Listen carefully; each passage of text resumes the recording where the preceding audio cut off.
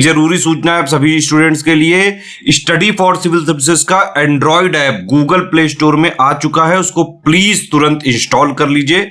और अगर आप स्टडी फॉर सिविल सर्विसेज के सिर्फ ऐप से कोई भी कोर्स, कोई भी पीडीएफ परचेज करते हैं तो उसमें अप्लाई कूपन, अगर आप ज्ञान सर जो है आप उसमें अप्लाई करते हैं, ये कूपन कोड है, तो उसमें 20% फीस तुरंत माफ हो जाएगी, मतलब 20% डिस्काउंट तुरंत उसमें लग जाएगा। ज्ञान सर लिखना है, नॉर्मली ज्ञान सर स्मॉल लेटर में है सब कुछ, कोई स्पेस नहीं, कोई कॉलम नहीं, सिर्फ ज्ञान सर, GYANSIR। इस तरह से अगर कूपन कोड लगाते हैं आप ऐप में बाई करने से पहले, जो अप्लाई कूपन वाले में आता है, तो 20% का डिस्काउंट तुरंत मिलेगा। वीडियो देखिए। दोस्तों नमस्कार, स्टडी फॉर सिविल सर्विसेज में आप सभी का स्वागत है। यूकेपीएससी प्रीलिम्स एग्जामिनेशन के लिए हम लोग पेड क्विज लगातार देखते हुए आ रहे हैं, इसको कंटिन्यू करेंगे। पिछले भी कई सारे हमने वीडियोस देख लिए हैं, ऑलरेडी हमारे प्लेलिस्ट में अपडेटेड है, आप उसको देख सकते हैं अगर आपने अब तक नहीं देखे हैं। काफ़ी एक्सपेक्टेड क्वेश्चंस हैं जो आपको एग्जामिनेशन में देखने को मिलेंगे, तो इसको फॉलो कर सकते हैं आप, ठीक है। और स्टार्ट करते हैं आज का वीडियो फर्स्ट क्वेश्चन के साथ। पूछा गया है, निम्नलिखित में से किस एक की खेती पौध का प्रतिरोपण, यानी कि जो एक नर्सरी हम है ना किसी सीड की डालते हैं, है ना, तो उसके प्लांट्स जब होते हैं तो उसको एक तरीके से फिर हम अगेन प्लांट करते हैं, तब जाकर के हमारी वो क्रॉप की जो है एक तरीके से फसल बनती है, ठीक है।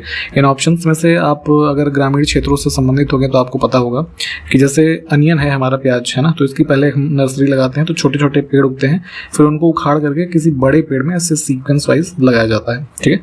तो ये हो जाएगा एग्जाम्पल ऑप्शन बी। नेक्स्ट है गलत युग्म, हमें देखना है पेयर कौन सा गलत है। बहुत ध्यान से देखा करिए, सही पूछा गया है या फिर गलत। भारत के कुछ इंस्टीट्यूशंस है फेमस और किस सिटी में लोकेटेड है ना, तो इसमें गलत अगर हम देखें तो टोबैको बोर्ड ऑफ इंडिया जो है ये हमारा है आंध्र प्रदेश के गुंटूर में, ठीक है। अन्य ऑप्शंस ठीक हैं, इनको भी देख लीजिए। इस तरह के इंस्टीट्यूशंस भी पूछे जाते हैं। नेक्स्ट है विजयनगर साम्राज्य में गांव की सबसे बड़ी राजनीतिक इकाई इसमें से कौन सी थी, ठीक है। तो देखिए विजयनगर किंगडम जो साउथ इंडिया का पढ़ते हैं काफ़ी पॉपुलर रहा, तो उसमें कई सारे एडमिनिस्ट्रेटिव यूनिट, जैसे अभी हम वर्तमान में जैसे कहते हैं ना कि जिला है, राज्य है ना, गांव है, तहसील है, ठीक है। तो वैसे उस समय की अगर हम बात करें तो जैसे गाँव लेवल पे जो पॉलिटिकल यूनिट उस समय पॉपुलर थी, है ना, तो उसको ग्राम कहते थे, मतलब ग्राम नाम से ही वो फेमस थी, ग्राम, ठीक। इसमें ये है नहीं, थोड़ा पे यही चीज़ हमें करेक्शन करनी थी, तो इसको ध्यान रखिए। इस क्वेश्चन के हिसाब से ये ठीक है, ठीक है। अब जैसे गांव के लिए गांव मतलब ये ग्राम हो गया, ठीक है। इसके अलावा स्थल, ठीक है, स्थल होता था जो तहसील अभी वर्तमान की होती थी उसको कहते थे। नाडु होता था डिस्ट्रिक्ट, है ना, और ये जो स्टेट है या प्रोविंस कह सकते हैं उसको मंडल कहते थे, मंडलम, ठीक है। तो इन सभी चीज़ों को ध्यान रखेंगे। शिवाजी के सैन्य प्रशासन में अश्वरोही सेना के संगठन को क्या कहा जाता था, ठीक है।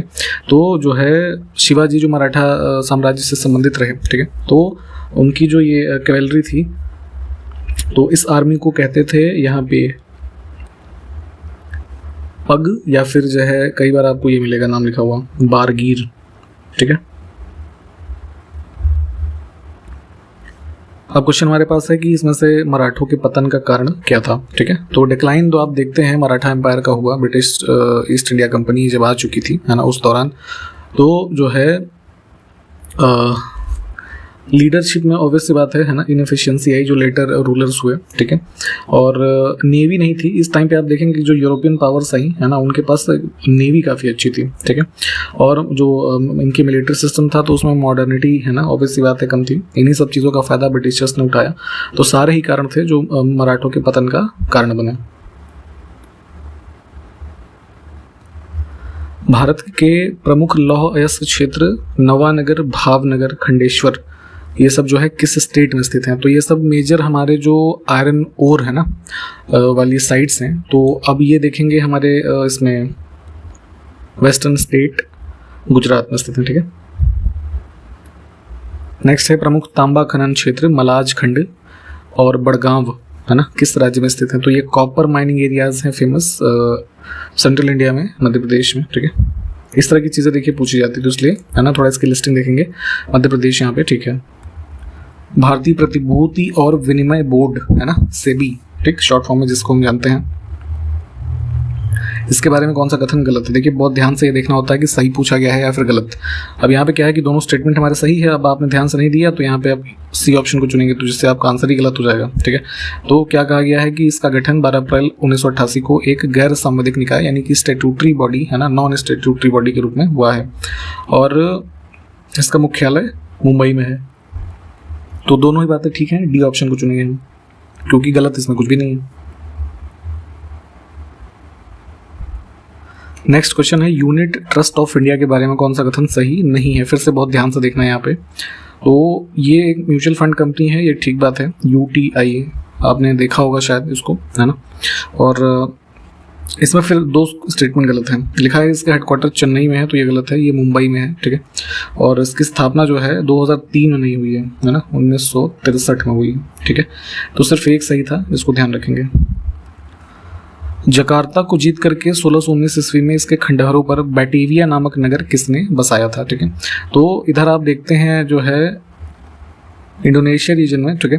तो यहाँ पे ये बेसिकली वही ईस्ट इंडिया कंपनी जब इंडिया में आती है या जब यूरोपियंस इंडिया में ट्रेड करने के लिए या फिर इंडियन रीजन में आ रहे थे, इंडियन ओशन रीजन में, तो वहीं पे है ना इस नाम का शहर ये डचेस ने बसाया था, ठीक है। इनका गवर्नर था जो है पीटरसन कोइन करके ऐसे, है ना। ये नाम हालांकि इतना इंपॉर्टेंट नहीं है, बस ये क्वेश्चन इस तरीके से पूछ लेते हैं, इस तरह की सिटीज़ के बारे में, है ना। तो ऑप्शन हमारा बी करेक्ट हो जाएगा। 1619 याद रख सकते हैं ईयर।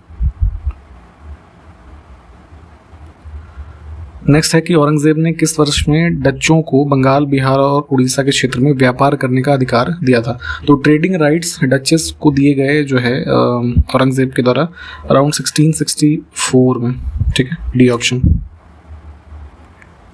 1603 में, है ना, ये बेसिकली मार्च 1603 की बात है। महारानी एलिजाबेथ, है ना, जो फर्स्ट थी, है ना, उस समय की ब्रिटिश क्वीन, तो उनकी मृत्यु के पश्चात उनके उत्तराधिकारी इंग्लैंड के कौन से सम्राट हुए, ठीक है। तो इस तरह की चीज़ें भी क्रमवार पूछ ली जाती हैं कई बार। तो इस दौरान देखेंगे जब इंडिया में यूरोपियंस का आगमन हो रहा था तो जो है जैसे आप जानते हैं कि 1600 में ईस्ट इंडिया कंपनी की स्थापना होती है, ठीक है। तो ये सब उसी समय काल की बातें हैं, ठीक है। तो 1603 में एलिजाबेथ की मृत्यु होती है तो जेम्स फर्स्ट, है ना, ये बनते हैं फिर ब्रिटिश किंग। नेक्स्ट है कौन सा बजट का एक प्रकार है, ठीक है, टाइप्स ऑफ बजट, है ना। तो जैसे यूनियन बजट आता है, स्टेट का बजट आता है, ठीक है। तो कई तरह की जो शब्दावली उसके लिए यूज़ की जाती है। जैसे सभी वर्गों को ध्यान में रख करके अगर बजट बनाया गया तो बैलेंस्ड बजट है। जैसे महिलाओं के लिए खास करके या फिर ट्रांसजेंडर्स के लिए, थर्ड जेंडर के जो लोग हैं उनको विशेष कुछ हिदायतें या रियायत देते हुए बजट बन रहा है तो वो जेंडर बजट कहलाता है। आउटकम एंड परफॉर्मेंस बजट, है ना। तो मोस्टली जो बजट है वो इसी आधार पर बनता है कि हमारा जो लॉस वगैरह है वो बिल्कुल ना के बराबर हो या जो अचीवमेंट्स हमारी होनी है, जो रिसीट्स मिलनी है वो अच्छी हो। तो सारे ही करेक्ट हो जाएंगे, डी। अधिकृत पूंजी का वह भाग जो किसी कंपनी के द्वारा शेयर जारी करके प्राप्त किया जाता है उसे क्या कहते हैं। जैसे आप लोग किसी कंपनी के शेयर मान लीजिए खरीदेंगे, है ना, तो उसको इशू करके जो मनी रेज कर रहा है वो पर्टिकुलर कंपनी, है ना, तो उस पूंजी को कहते हैं क्या, पेएबल कैपिटल या फिर इशूड शेयर कैपिटल, ठीक है। कर्नाटक का प्रथम युद्ध किस संधि के साथ समाप्त हुआ, ठीक है। 3 कार्नेटिक वॉर काफ़ी फेमस हैं जो पूछे जाते हैं, ठीक है। तो ये जो पहला है 1748 में समाप्त हुआ और ट्रीटी ऑफ एक्स-ला-शापेल, है ना, ये साइन हुई थी। आपको जरा मुझे ये बताना है, ये हमने पहले भी डिस्कस किया हुआ था कि ये ट्रीटी जो है किसके मध्य हुई, है ना, कौन से 2 रूलर्स थे या शासक थे, जरा ये हमको कॉमेंट करके बताएंगे आप, ठीक है।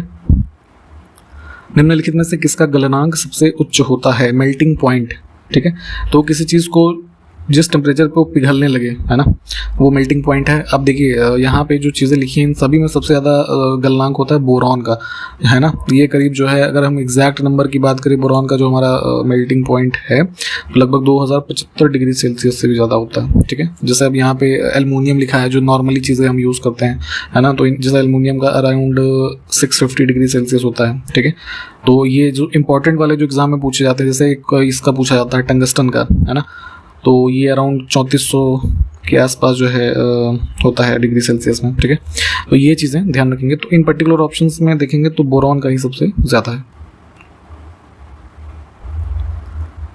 अगला है गरीबी दूर करने के लिए स्वर्ण जयंती ग्राम स्वरोजगार योजना स्टार्ट की गई थी केंद्र सरकार के द्वारा, ठीक है। स्पेशली रूरल एरियाज़ में जो गरीब परिवार हैं उनको पॉवर्टी लाइन से एक सेल्फ एम्प्लॉयमेंट की तरफ बढ़ाने के लिए तो ये योजना स्टार्ट की गई थी जो है अप्रैल 1999, ऑप्शन बी। इसमें से कौन सा युग्म सुमेलित नहीं है? तो कुछ वाइल्ड लाइफ सेंचुरीज हैं रेस्पेक्टिव स्टेट जहाँ पे वो लोकेटेड हैं। तो इसमें गलत है घाट प्रभा वन्य जीव अभ्यारण्य, ठीक है। इसमें लिखा है छत्तीसगढ़, ये छत्तीसगढ़ में नहीं जो है यहाँ कर्नाटका में है। इसमें से कौन सा युग्म सही सुमेलित नहीं है, फिर से देखना है। कुछ एनिमल वाइल्ड लाइफ एनिमल्स जो हैं उनके कंजर्वेशन से संबंधित भारत सरकार के द्वारा प्रोजेक्ट्स स्टार्ट किए गए अलग अलग वर्षों में।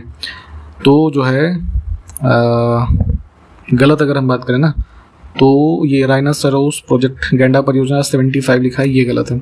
ये स्टार्ट किया गया था 2005 में। अन्य विकल्प ठीक है, इनको देखिए, ये ईयर्स इंपॉर्टेंट है और प्रोजेक्ट भी। इसके बारे में चाहें तो आप अलग से भी पढ़िएगा।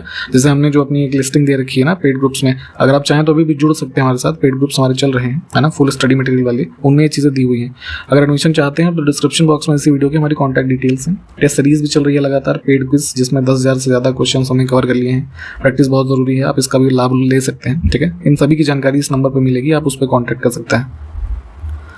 देखिए, अभी हाल में भारत सरकार के द्वारा 5 व्यक्तियों को भारत रत्न पुरस्कार दिया गया, तो इनकी नाम की जो सूची है आपको देखने की जरूरत है। तो उसी के संबंध में क्वेश्चन है कि भारत रत्न से मरणोपरांत सबसे पहले किसको सम्मानित किया गया था, है ना, मृत्यु प्राप्त करने के बाद। क्योंकि जो स्टार्टिंग हुई है ना, तो उसमें क्या था कि उस समय जीवित व्यक्तियों को जो सबसे पहले मिले, ठीक है। तो अगर हम बात करें मरणोपरांत, तो सबसे पहले ये मिला था लाल बहादुर शास्त्री जी को 1966 में, ठीक है। ऑप्शन सी करेक्ट हो जाएगा हमारा यहाँ पे। अब जैसे 2024 में जिन लोगों को भारत रत्न दिया गया है वो एग्जाम में आपको जरूर पूछा जाएगा, तो इन 5 के नाम और इनके संबंधित क्षेत्र याद रखने की जरूरत है। जैसे कर्पूरी ठाकुर जी को मिला है ना, लाल कृष्ण आडवाणी, इसके अलावा PV नरसिम्हा राव, ठीक, फिर चौधरी चरण सिंह और MS स्वामीनाथन, ठीक है। इन 5 के बारे में भी पढ़िए। नेक्स्ट है कौन सी महिला भारत के किसी भी राज्य की मुख्यमंत्री बनने वाली पहली महिला रही, ठीक है। आज़ादी के बाद देखेंगे तो first women to be chief minister of an Indian state was Sucheta Kripalani, option D. किस राज्य की चीफ मिनिस्टर बनी थी? तो उत्तर प्रदेश। देखिए, उड़ीसा में जगन्नाथ मंदिर है काफ़ी पॉपुलर, तो पूछा गया इसका निर्माण किसने करवाया था, ठीक है। तो जो है गंग डायनेस्टी के फाउंडर रहे ये अनंत वर्मन गंग, ठीक है। इनके द्वारा 12th सेंचुरी के आसपास ये पुरी में जगन्नाथ टेम्पल की फाउंडेशन जो है की गई।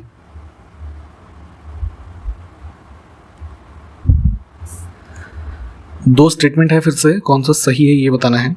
शुष्क सम्राट धान की एक प्रजाति, धान जो चावल की फसल होती है उसकी एक वैरायटी है, ये बात तो ठीक है। आगे लिखा है कि इसका प्रयोग मुख्यतः पूर्वी उत्तर प्रदेश, बिहार, छत्तीसगढ़, ये जो राज्य हैं यहाँ के बाढ़ प्रभावित क्षेत्रों में होता है। तो यहाँ तक तो बात ठीक थी, बाढ़ प्रभावित नहीं, बल्कि जिन एरियाज़ में सूखा है ना रहता है, पानी की कमी है, सूखा प्रभावित क्षेत्रों में इसकी जो है खेती की जाती है, क्योंकि है ना वाटर टॉलरेंट है ये, तो ऐसे जगहों पे इसको उगाते हैं। तो सिर्फ पहला हमारा सही है, ठीक है।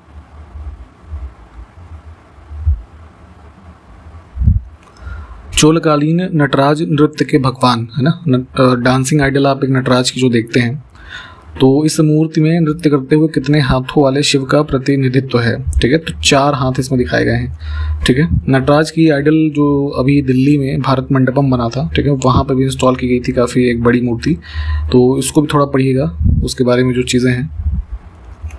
भारत के प्रथम जलवायु परिवर्तन पर राष्ट्रीय कार्य योजना, national action plan on climate change, काफ़ी इंपॉर्टेंट है ये, प्लीज़ इसको पढ़िएगा। इसके कई सारे वो हैं पॉइंट्स, वो पूछे जाते हैं कितने गोल्स थे इसमें, ठीक है।